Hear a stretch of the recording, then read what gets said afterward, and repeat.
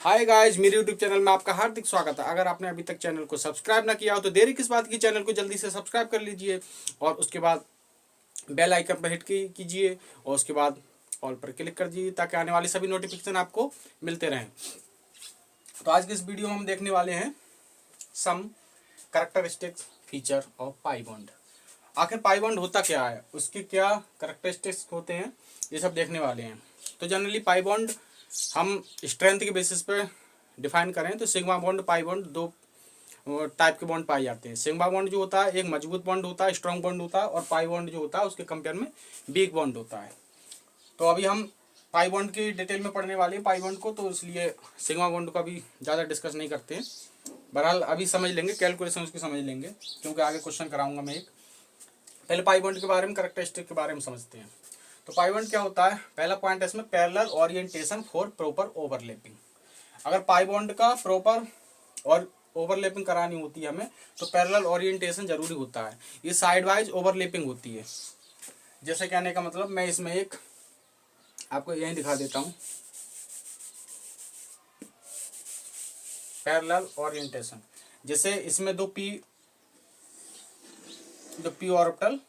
Orbital का shape कैसा होता है, डंबल शेप होता है। तो दो पी ऑर्बिटल इसमें जो होते हैं साइड वाइज ओवरलैपिंग करते हैं, इस तरीके से साइड वाइज ओवरलैपिंग करते हैं। इससे पहले का अगर दिखाना चाहें तो ऐसा करके दिखा सकते हैं कि पहले ये इस तरीके से अलग अलग हैं, अभी एक दूसरे के पास आए और इस तरीके से ओवरलैपिंग हुई है। ये ओवरलैपिंग डिजाइन हो गया बीच वाला, ठीक है। तो इस तरीके से साइड वाइज ओवरलैपिंग करते हैं दो P orbital. All the atoms in the same plane but P orbitals lie perpendicular to the plane of the atoms. इस बात का क्या मतलब है, मतलब ये जितने भी एटम आपस में पाई बॉन्ड बनाएंगे वो किस में होंगे, एक प्लेन में होंगे। लेकिन जो पी ऑर्बिटल होते हैं ना, वो पी ऑर्बिटल इसके क्या होंगे, प्लेन के परपेंडिकुलर होंगे। जैसे मान लो इस प्लेन में जो है एटम है, तो ये जो होंगे, जैसे मान लो इस तरीके से ये प्लेन है तो इस पे एटम है, तो ये पाई बॉन्ड जो होगा, मतलब ये पी ऑर्बिटल जो होगा वो पी ऑर्बिटल इस तरीके से होंगे, इसके परपेंडिकुलर। ऐसे ये प्लेन है इस तरीके से, तो इस तरीके से ये परपेंडिकुलर होंगे ऐसे करके, मतलब ऊपर होगा और नीचे होगा। इस तरीके से इलेक्ट्रॉन क्लाउड जो है इसके प्लेन के ऊपर पाया जाता है और नीचे पाया जाता है। और यही वजह होती है इलेक्ट्रॉन क्लाउड ऊपर और नीचे पाए जाने की वजह से ही कि जो अटैकिंग रिएजेंट होता है उसको इलेक्ट्रॉन का क्लाउड आसानी से मिल जाता है। जिससे कि आगे लिखा भी है इसके बारे में पॉइंट जो है आगे मैं बताऊंगा। आगे है rotation about carbon carbon double bond is restricted.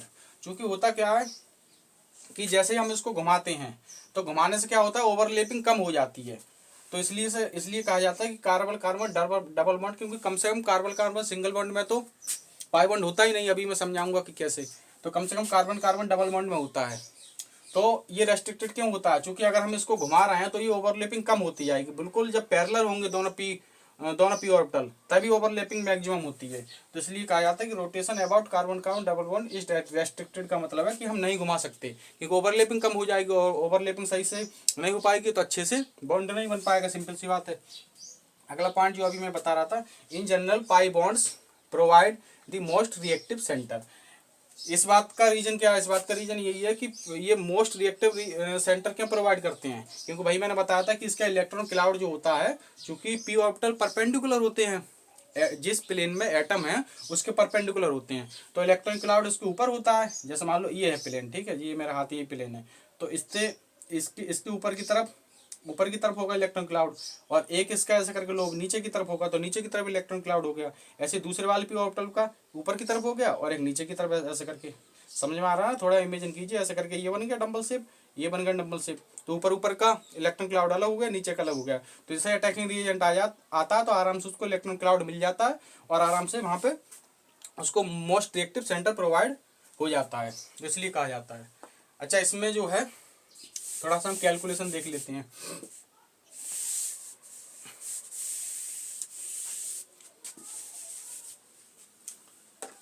Calculation of sigma bond अगर समझना हो तो थोड़ा सिग्मा बॉन्ड समझ लेते हैं। देखो सिग्मा बॉन्ड क्या होता है, वो हेड टू हेड ओवरलैपिंग से होता है। जैसे मान लो एस ऑर्बिटल है, ये एस ऑर्बिटल का शेप क्या होता है, आकृति कैसी होती है, स्फेरिकल शेप होती है। और दूसरा एस ऑर्बिटल है तो ये आपस में जब ओवरलैपिंग करेंगे तो इस तरीके से करते हैं, ये करेगा इस तरीके से, तो ये ओवरलैपिंग डिजाइन हो गया। तो ये क्या हुआ, हेड टू हेड ओवरलैपिंग होती है। ऐसे ही एक अगर एस ऑर्बिटल है और एक ये पी ऑर्बिटल है, तो इसकी ओवरलैपिंग कैसे होगी, इस तरीके से ये होगी, ये ओवरलैपिंग डिजाइन हो गया। अब एक केस और बनता है पी ऑर्बिटल का, ये आपस में, इसमें पी ऑर्बिटल का अलग से दिखा दे रहा हूं मैं, लेकिन ये कैसा हो रहा है, सब हेड ऑन हो रहे हैं। एक पी ऑर्बिटल ये है, एक पी ऑर्बिटल ये है, तो इस तरीके से ये होगा। ये देखो ओवरलैपिंग, ये देखो हेड ऑन हो रहा है ना आपस में इस तरीके से, जबकि पाई ऑर्बिटल में कैसे हो रहे थे, पैरेलल वाले, मतलब उसमें जो पाई बॉन्ड था, सॉरी पाई ऑर्बिटल नहीं, पाई बॉन्ड में कैसा होता था, साइड वाइज ओवरलैपिंग हो रही थी। उसमें क्या होता है, इसमें ऐसे मान लो जैसे किसी का हम हैंड शेक करते हैं, हाथ मिलाते हैं, तो इस तरीके से वो बिल्कुल सिग्मा बॉन्ड की तरह होता है, इस तरीके से हाथ मिलाते हैं तो हेड ऑन, तो ये मजबूत बॉन्ड होता है। ऐसे ध्यान भी रहता है कि सिग्मा बॉन्ड नहीं होता है, मजबूत बॉन्ड होता है, ठीक है। अब यहाँ पर समझ लेते हैं calculation of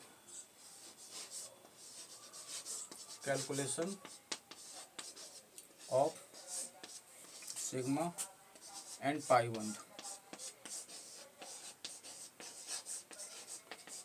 calculation of sigma and pi bond में समझ लेते हैं, देखो कैसे।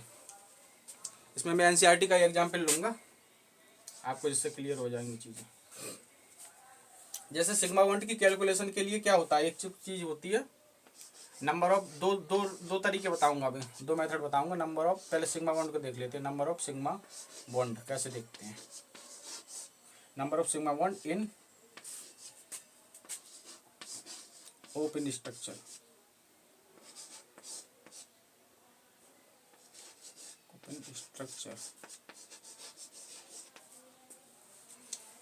या ओपन कंपाउंड कह दो, उसको ज्यादा अच्छा है, ओपन चेन कंपाउंड, ये ज्यादा अच्छा रहेगा, ओपन चेन कंपाउंड्स।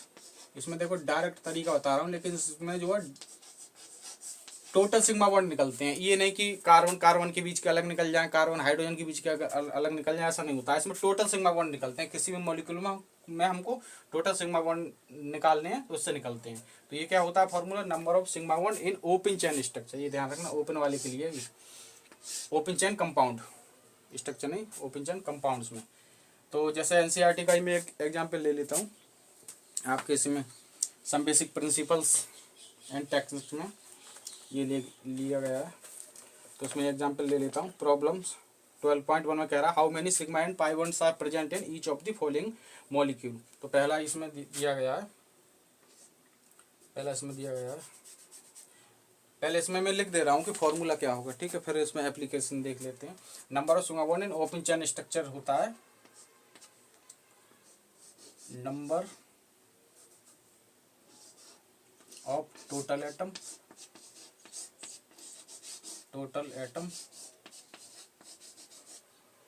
-1, मतलब जितने भी एटम है उसमें उनको सबको गिल दो, उनमें से एक कम कर दो, तो ये हो जाते हैं सिग्मा बॉन्ड का नंबर आ जाता है निकल कर। बहुत ही ज़्यादा आसान है ये।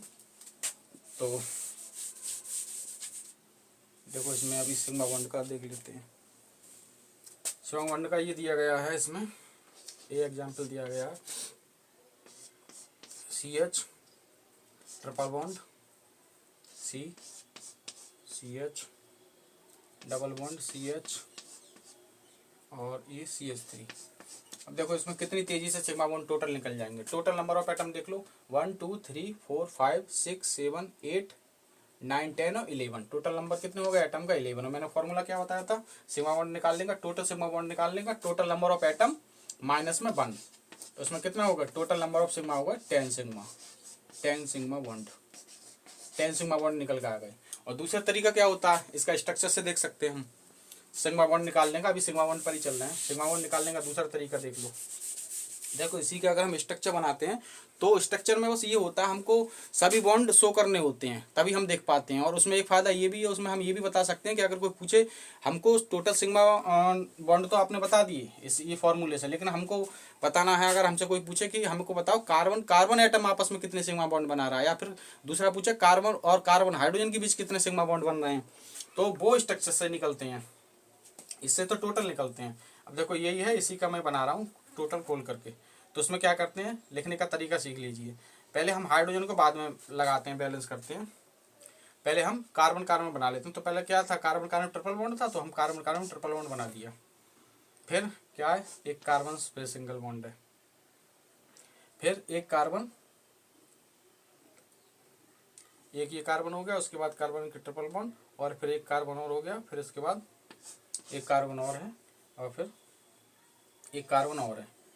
लेकिन ये जो है यहाँ पर ये डबल बॉन्ड है, ठीक है। तो triple bond, single bond, double bond, ठीक है।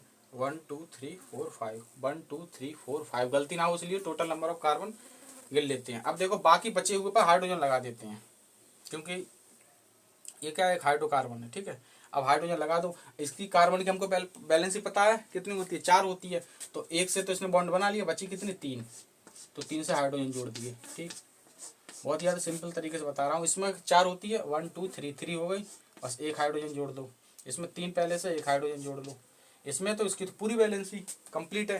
देखो 3 इधर से बॉन्ड बना रहा है, एक इधर से बना रहा है, 4 इसने अपना ऑक्टेट कंप्लीट कर लिया, क्योंकि 4 इसके पास थे बैलेंस शेल में इलेक्ट्रॉन, और 4 से बॉन्ड बना लिया, तो इसका ऑक्टेट पूरा हो गया। इसका 3 यहाँ से है, तो एक की कमी पड़ रही है, तो एक यहाँ से बना लिया। तो देखो अब इसमें सिग्मा बॉन्ड कैसे गिनने हैं। तो सिग्मा बॉन्ड का क्या होता है, ऐसे ध्यान रखो।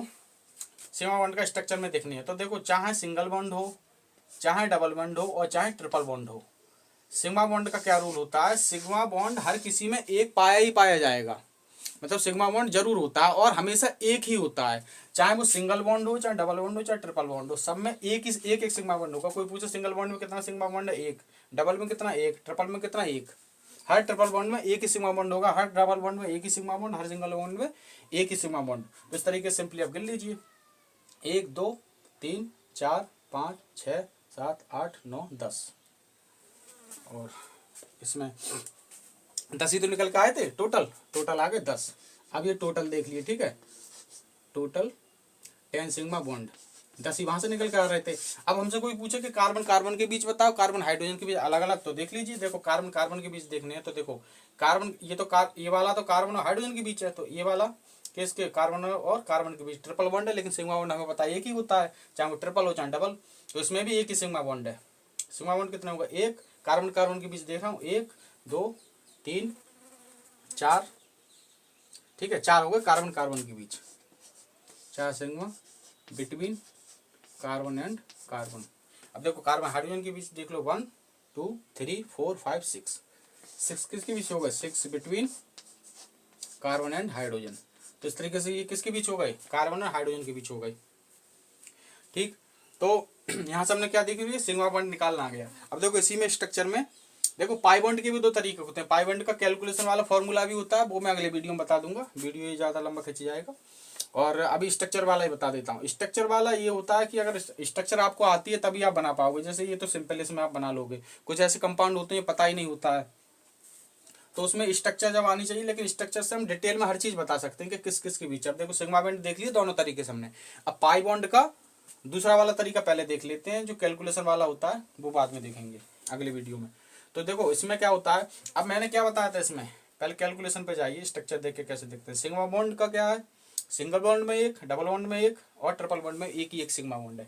पाई बॉन्ड क्या होता है, जितने उस बॉन्ड के अलावा बच जाए वो ही पाई बॉन्ड है। अब देखो इसमें हमने कह दिया एक सिग्मा बॉन्ड है, अब यहाँ तो सब कुछ सबको एक ही था, इसका मतलब यहाँ बॉन्ड बचा ही नहीं, इसका मतलब इसमें पाई बॉन्ड 0 है, 0 पाई बॉन्ड। इसमें कितना है, एक तो सिग्मा हो गया, क्योंकि एक सिग्मा ही होता है, तो एक बचा वो क्या हो गया, एक हो गया पाई बॉन्ड। तो इसमें हो गया 1 पाई, इसमें हो गया 0 पाई, और इसमें क्या हो गया, 3 में से एक तो सिग्मा है, तो बचे के फिर 2, तो इसमें क्या होगा 2 पाई। तो इस तरीके से अगर देखने पाई कितने हैं, तो देखो हम देख सकते हैं इसमें कितने पाई हो गए 2, और इसमें कितना हो गए 1, तो टोटल पाई कितने हो गए 3 पाई टोटल। अब पाई का भी ऐसे ही अगर पूछे कि कार्बन कार्बन का यहाँ तो पाई बॉन्ड जो होंगे कार्बन कार्बन के बीच होंगे, लेकिन पूछा जाए कि कार्बन कार्बन ट्रिपल बॉन्ड का कितना है, कार्बन कार्बन डबल बॉन्ड के बीच कितना, तो आप बता सकते हैं कार्बन कार्बन ट्रिपल बॉन्ड के बीच कितना है 2 पाई है, और कार्बन कार्बन डबल बॉन्ड के बीच कितना है, कार्बन कार्बन डबल बॉन्ड के बीच 1 पाई, कार्बन कार्बन ट्रिपल बॉन्ड के बीच 2 पाई। तो इस तरीके से जो हमने एक एग्जाम्पल और दिया गया है इसमें, वो आप कर लेना, इसी की तरह कर लोगे आसानी से। एनसीईआरटी का ही। तो जो है आज मैंने ये बता दिया, बहुत ही ज़्यादा सिंपल तरीका होता है। पाई बॉन्ड का कैलकुलेशन वाला एक और तरीका रह गया है कि कैलकुलेशन से पाई बॉन्ड कैसे निकालेंगे, वो मैं बता दूंगा। ये साइक्लिक चेन स्ट्रक्चर के लिए फॉर्मूला चेंज हो जाता है, साइक्लिक वाले हम पढ़ेंगे तो उसमें और समझा देंगे। तो या अगली वीडियो में एग्जाम्पल दे के बता दूंगा। तो बाकी वीडियो अगर अच्छी लगी हो तो लाइक करें, शेयर करें ज़्यादा से ज़्यादा फ्रेंड के साथ, और कमेंट करें, ताकि सभी को आपके कमेंट देखकर ही सब देखते हैं कि हाँ अच्छा पढ़ा रहे हैं, अच्छा इससे इन्फॉर्मेशन मिल रही है हमें वीडियो से। तो बाकी शेयर करें ज़्यादा से ज़्यादा फ्रेंड के साथ, ताकि सभी इस वीडियो का फ़ायदा उठा सकें। बाकी वीडियो देखने के लिए बहुत बहुत धन्यवाद।